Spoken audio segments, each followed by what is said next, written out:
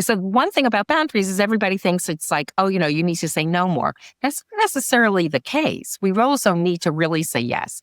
And when people are asking us something, don't think that everybody's going to go hip, hip, hooray when you set a boundary of something that you used to do and you have now made the decision that at this time, you're not going to do that. And it doesn't have to be angry. It doesn't have to be militant. It doesn't have to be any of that. It could be something simply as, I know I used to do that, and I'm realizing that right now it's just something I'm not able to take on. And so it doesn't have to be, how could you ask me? You can be very clear about that in your head, and it can also maintain, a social landscape for yourself. Welcome to the IQ Podcast. I'm Dr. Ronnie Bannock, here to help you boost your IQ with powerful insights that connect your eyes, your brain, and your whole body wellness. Hello, and welcome to the IQ Podcast, where you can gain insights into your vision health, your brain health, and your overall wellness. I'm your host, Dr. Ronnie Bannock, and today we're going to be talking about an aspect of health that oftentimes doesn't get much attention, which is our mental health and our mindset. And to speak about this very important topic, I've invited my colleague and friend, Dr. Risa Ryger, to the IQ Podcast. Dr. Ryger, thank you so much for joining us today. Dr. Bannock, I am so delighted to be here with you today. Thank you so much for inviting me. Absolutely. And I've been really looking forward to this conversation. But before we get into it, I do want to introduce you to our audience. So Dr. Ryger is a clinical psychologist, international speaker, author, founder of 93% Consulting, and the creator of the Self-Owned Mindset. She hosts a weekly Instagram live series called Disruptive Conversations with Dr. Risa Ryger, and she highlights female disruptors in their fields. Her debut book is set to launch in 2027. We'll be hearing more about that. And again, I'm just so excited to have this conversation with you. So let's get right into it. You're a clinical psychologist and host, and you highlight voices that challenge the status quo. What inspired you to focus on helping people, specifically women, create meaningful change, especially during midlife and beyond? Thank you for having me, and thank you so much for this great question. One of the things that happens with women is that oftentimes we carry around beliefs about ourselves, about not being enough, not knowing enough yet, not being ready yet. And what I wanted to do, and my commitment, is to support women across industries, across fields, to be able to really step into all of who they are. And so by creating this disruptive conversations that we get to hear from, and I'm so incredibly honored that I've had over 100 incredible guests on this show, including yourself, who have really shared their journeys. And by being transparent with one another, with sharing our backgrounds, our challenges, what we did, not just our victories, and it's very important that we own our wins, we own those moments, but also how is it that we navigated when things were tough? That it gives us that opportunity to really reflect and be exposed to possibilities that may be beyond what is in our minds at that moment in time. Well, first of all, I want to congratulate you for the work you're doing, because you're really addressing some very important aspects of our health, which is, again, how we approach challenges in life.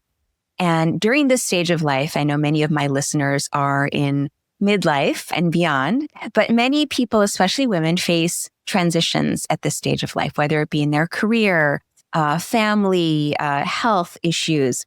In the work that you're doing in your clients as well, what have you seen as the most common mental or emotional patterns that may hold women back from thriving during these years? There are a number of factors involved in this. And one piece has to do with, if you're in a particular stage in your life, what beliefs do you have about being in that stage of your life? What are the ideas and the beliefs that you have, even if they're like whispers from the back of your head of things that you've heard over time, you're not quite sure about it. And so, what have you heard about what you're supposed to be like, what this point in your life is supposed to be? And that's so important to be able to call it out because we need awareness. You can't change what you're not aware of. And so by being able to identify what are the obstacles, one of those has to do with beliefs and what we've been told. And that when we're able to identify what that looks like for us, that we can then make decisions about it for ourselves. There's a lot that we've gotten to swallow and take in whole. And one of the things that I absolutely love doing is identifying what those factors are so that we can look at them and we can say, well, this is what may have been around at some point in time in terms of thinking, but it is not what is happening right now. And we have a lot of mythology about what being in midlife means. And when you can disrupt that, and it is not a space of reinvention. Reinvention means that you're starting from scratch. You are not starting from scratch. I take a bit of a challenge with that terminology. And what I see it as is taking the wealth of your experience and bringing it forward into the now so that you have more available of who you are, what you've done, what you're thinking, what you're feeling, what your passions are in the here and now to help you make decisions and open possibilities for what can be next for you. Or if you don't need a next, what you're looking at the moment and how you want to amplify and really engage more in that. Hello, I'm Dr. Rani, and I'm here to talk about something we often take for granted, our vision. In my book, Beyond Carrots, Best Foods for Eye Health A to Z, I delve into how crucial it is to be proactive about your vision health. Certain eye issues are quite common, such as dry eye and eye strain, while others frequently develop with age, like cataracts, macular degeneration, diabetic retinopathy, and glaucoma. Some of these types of eye conditions can be debilitating and even lead to loss of vision. The good news is that many of these sight-stealing conditions are preventable if you take the right steps. Your eyes are precious and they deserve the best care possible. To ensure healthy vision for life, you need to provide your eyes with the proper nutrition they need.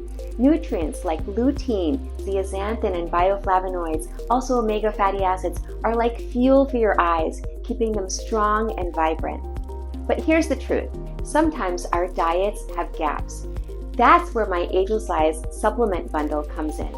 It's the result of years of research and my passion for eye health. The Ageless Eyes bundle contains the 3 essential supplements I recommend to my patients. Let's start with Fortify, a blend of powerful ingredients that protect against stressors like blue and UV light, eye strain, free radicals, and oxidative stress. Next is Nourish, a complete multivitamin. Nourish provides the foundational building blocks your eyes need for cellular function and repair, along with powerful bioflavonoids that support the delicate structures within your eyes. And then there's Soothe, a unique complete blend of omegas 3, 6, 7, and 9. This blend of omegas supports a healthy inflammatory response, nourishes dry eye, and helps fight against macular degeneration. Remember, taking care of your eyes isn't just about today, it's an investment in your future.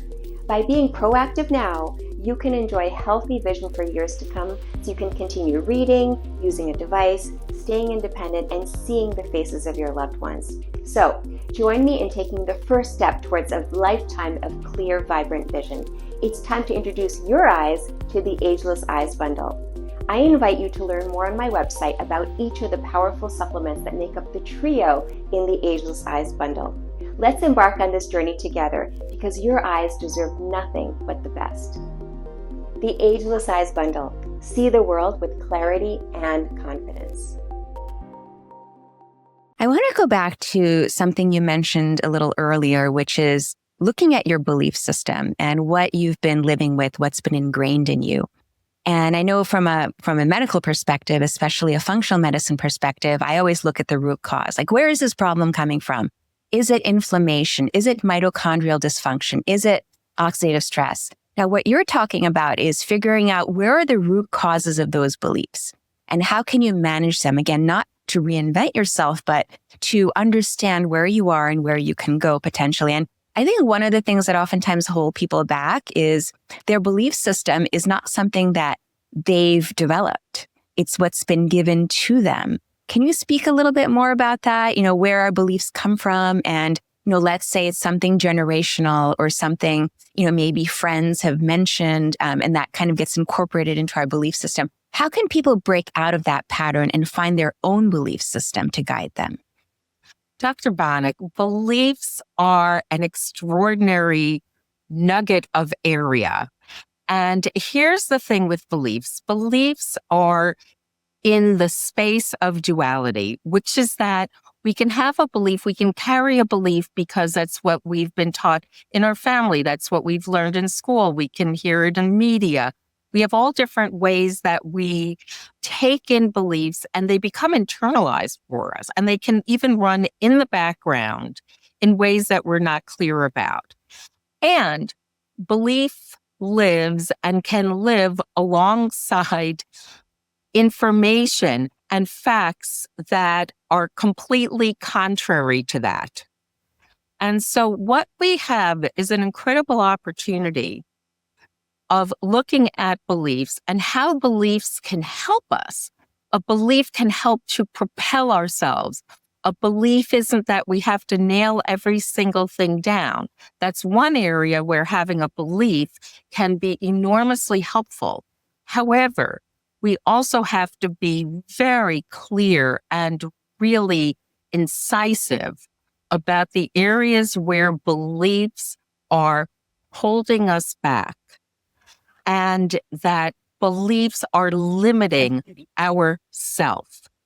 And that's the space that we need to be able to, if you can. So here's a perspective that if you can take a look and become observational about your belief, rather than bringing all of you into that examination of the moment. You can come back and pick it up again. But in the moment, be observational. As if I was picking up this mug, I would be looking from an observational standpoint. Here's a mug, and there's lettering on it, and it says start somewhere.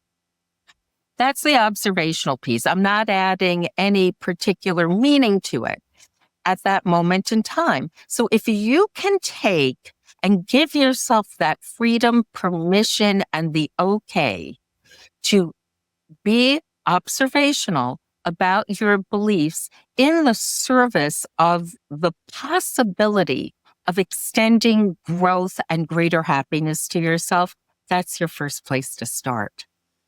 Oh, that's so beautiful, Dr. Ryger. I mean, I think, from what I'm understanding, what you're saying is don't place judgment and don't place shame or any emotion to what you're observing, and let that guide you.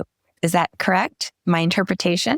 Oh, I love your interpretation. I want to add to that interpretation, which is that also, while in this process, that following through and identifying what you're feeling is crucially important. Being clear about what our emotional experience is, putting words on what we're feeling, because there's so much that we're experiencing and so much pressure that we should be great. We should be fine. All is good. And we're not allowing ourselves to access the full depth and the range and the texture of how we can experience our lives, not just on special occasions, but really on an everyday basis. So being clear about what you're feeling can be part of your observational experience. To know what you feel and then be able to make decisions about how you want to deal with that, how you want to experience that, either lighter or say to yourself, that's a feeling I'd like to have some more of. And that you can be a navigator and, in part, because life is life, an orchestrator of making that happen more for yourself and oftentimes less for yourself as well. Yeah, so important, those aspects of understanding ourselves that you brought up. It's kind of like almost sensing what's going on in your body, almost like a rheostat, and reacting to that and modifying that and, to keep you back on track or to get you back on track. Dr. Ryger, I know in your work, you oftentimes talk about cultivating resilience as well as clarity. And how does mindset and the stories that we tell ourselves, how do these things influence not just how we feel, but how our brains function and how we literally see the world? So resilience is something that we need. And at the same time, we have to be very, very careful about resilience and the way that resilience is used, because it can be a slippery slope. One of the ways that we cultivate resilience is actually by being able to identify the full panorama of our feelings. And resilience is the ability to, instead of breaking, bending.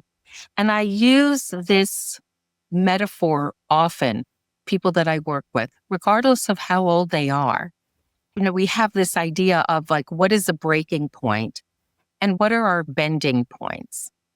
And so when we're able to identify what we're feeling, when we're able to really see what's going on inside of ourselves and identify that, that grounding is enormously helpful for knowing where we are. We need to know where we are in ourselves and take that understanding. It's like, if you're in your car and you're in New Jersey, but you keep telling yourself that you're in New York, no matter how much you tell yourself you're in New York, you are in New Jersey.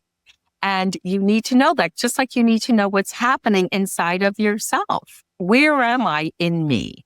And when we're able to do that, it helps us to be able to access the resources that we have within ourselves.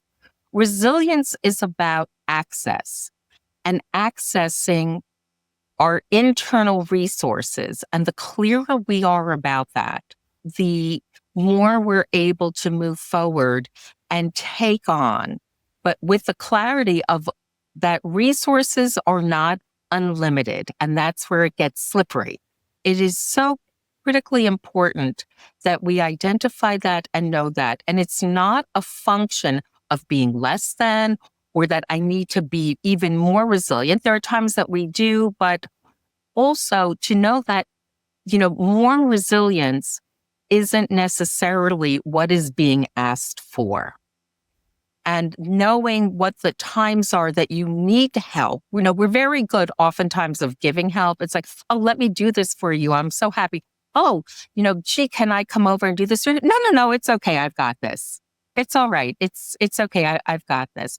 When our answer should be absolutely yes. Thank you so much. How soon can you be here? And how much of this can you bring? Whether it's a smile, some company, if you've run out of something, whatever that is.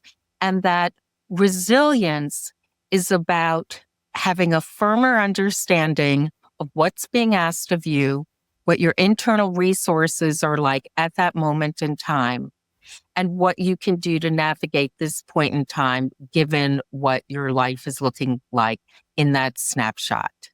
Yeah, and I love that metaphor of bending, not breaking. It's so important. Also, what I'm hearing you say is that we need to establish boundaries. When people ask things of us, we need to establish boundaries to, in a sense, protect ourselves and our mental health.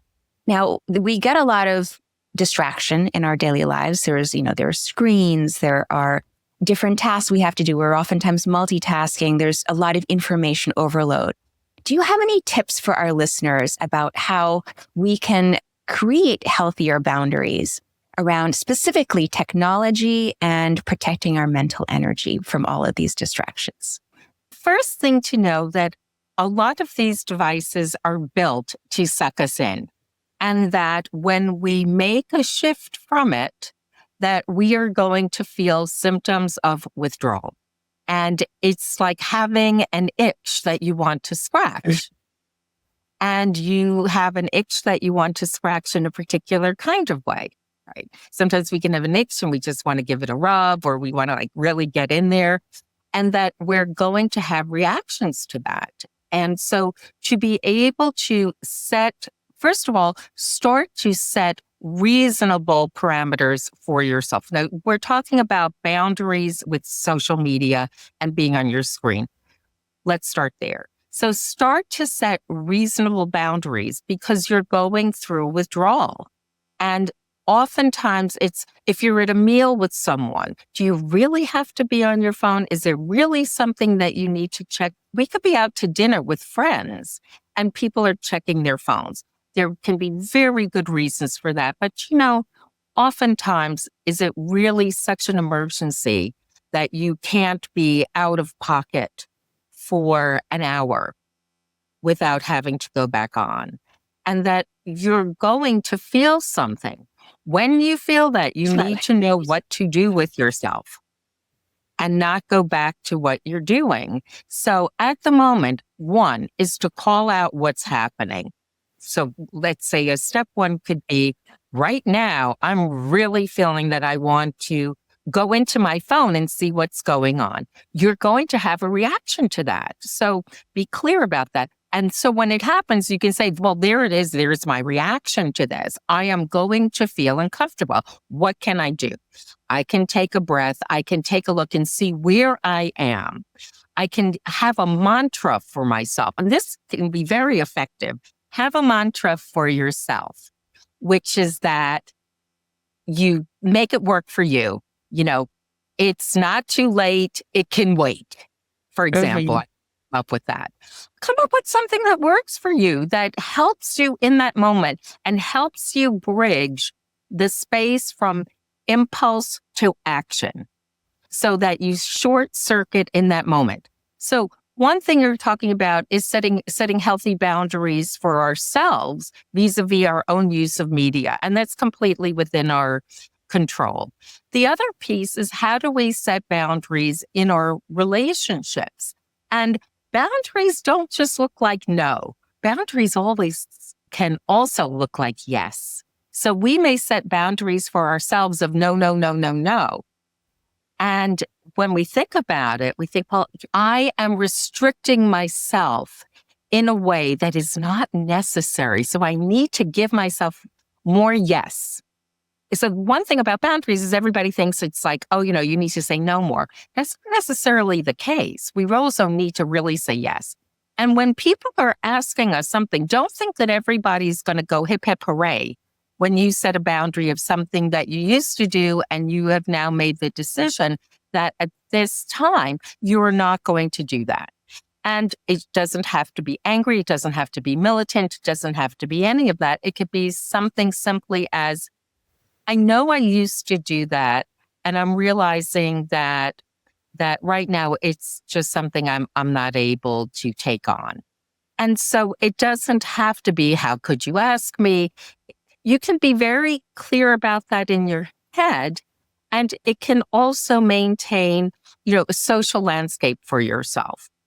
And again, don't expect that what you would normally just like pick up without even thinking about it and get done, that everyone is going to applaud you on setting this boundary for yourself. Dr. Ryger, you've given us some incredible insights and definitely lots of food for thought. As we are all going through this stage of life and we're getting older and there may be health challenges that come up, what are some maybe one or two key tips that you would give people to try to navigate these changes in life and to stay resilient? That is the space of being kind to ourselves and being willing to know where we are at this time and stage with our bodies, with our health, and with how we want to spend our time. And when I'm talking about the self-owned mindset, that we get to, which is the process that I developed, that we get to own all of who we are, whatever that looks like. And when we do that, that helps to increase our energy. It can provide us with more options and more opportunities internally.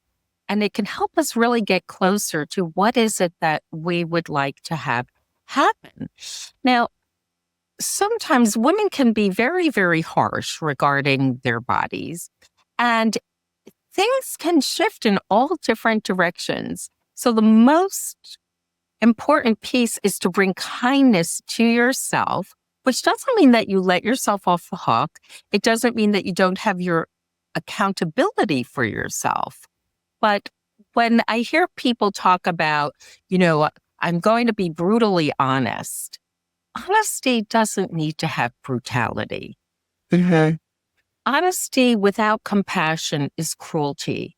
And oftentimes we can say things to ourselves that we wouldn't utter to another human being. And so for us, we can be clear about something. But, if a part of our body isn't looking the way that we would like it to, we do not have to be self-demeaning. We don't have to be harshly critical. We can say, this is where I am right now. If it's important to you, you can see whether or not it's viable, or not, to be stronger, feel fitter in yourself. Do what can be done. Own who you are in the moment. Whatever that body looks like, this is the now of your body, and you have a perspective that you can bring with you. And what you can do to be stronger, take care of yourself, go to the doctor's visits, find out if there are safe and reputable ways for you to take your health more in your hands, to be your healthiest, most vibrant self at this stage of your life. There's an internal reward that is so important in terms of trusting yourself. There's trusting in others, but the trusting in ourselves to be kind to ourselves, to take care of ourselves. That doesn't mean you can't have other people helping you take care of yours. That's all fine. It's not an isolated road. That this is the road of interdependence. And so when we hear, this person's so needy and this and that, of course, we have needs. Having needs doesn't make you needy. Remember that. Needs are part of being alive and human. And when we are clear about our needs and how our needs have impact on the world, that we can really enhance. When we have ourselves, we can enhance our interdependence. We can help to enhance our relationships, our relationship with ourselves, our relationship with others. And this is such a win-win-win space. It's win for you. It's win for the people who are in your lives. And you take you wherever you are. And so anyone that you come in contact with, whether it's for a moment or not, that you have that possibility of having impact, even if you don't know it. There's something about your presence, about your energy, about the way you look at someone that can have an impact in a way that you will never know, but you can feel that trust and feel a feedback of yourself to yourself, that's something that I really want to carry with me, and give yourself a couple of moments to savor in it, to recognize your delight, and to make sure that every single day, this is up to you, that every single day that you make sure that you have what I call a micro moment of joy. It can be walking outside, seeing something bloom, taking a bite of a great sandwich, whatever it is. a smile that someone gave you. Every single day, do not miss your opportunity for a micro moment of joy. I appreciate that sentiment so much. And just to go back to what you were saying earlier, practicing kindness and compassion, we practice it for others oftentimes, but we don't practice it enough for ourselves. And I think that interdependence you talked about is such a critical aspect of being human, right? We are human beings. We're meant to interact with each other. And I think when you radiate that and then it comes back to you, that's just a beautiful thing. So amazing. Dr. Ryger, this has been a phenomenal conversation. I'm sure that your words have really lifted up so many people and given them hope and inspiration. Tell us more about the project you've been working on, your book that's coming out next year. I'd love to learn more about that. Thank you so much for asking.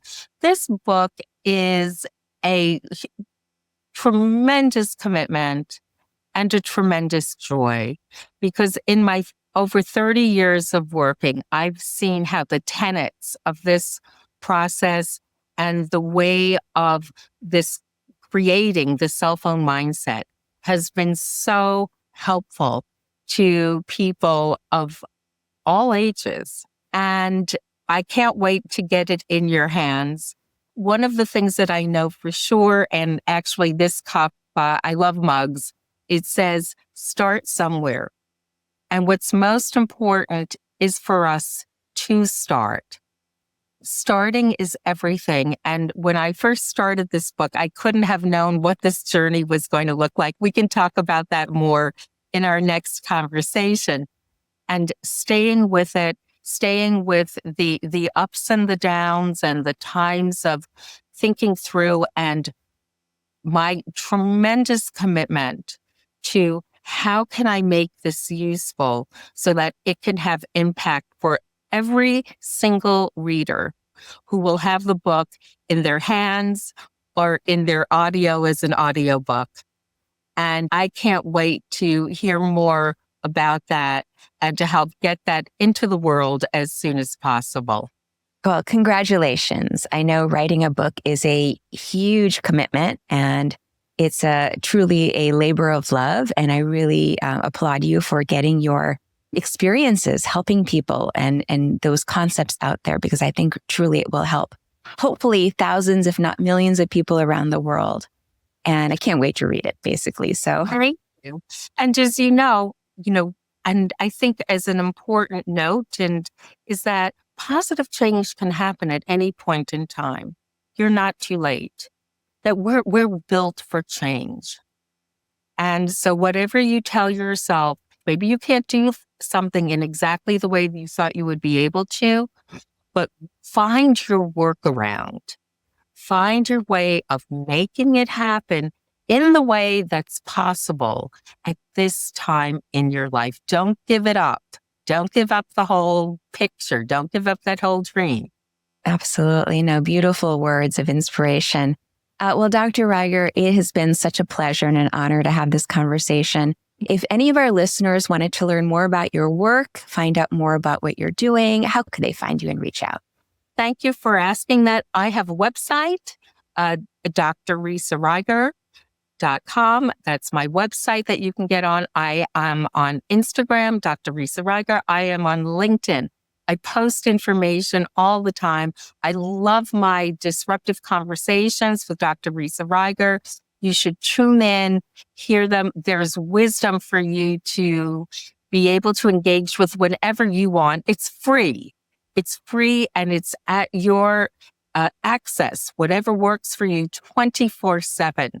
So give yourself that opportunity to take in the experiences of others who have really forged in different sorts of ways. Well, again, I applaud you for the important work you're doing and bringing these concepts to the forefront. And again, thank you for your time today, Dr. Ryger. And thank you all for tuning in to this episode on the IQ podcast. If you've enjoyed this conversation, please remember to subscribe to the podcast, leave us a review, and share it with your family and friends. Thank you again so much. Thank you for tuning in to the IQ podcast. I hope you enjoyed today's episode and learned something new to help you boost your IQ. Leave us a review and share the podcast with your family and friends. Stay connected with me for more eye-opening insights on eye health, nutrition, and lifestyle. Until next time, keep your vision clear and your IQ sharp.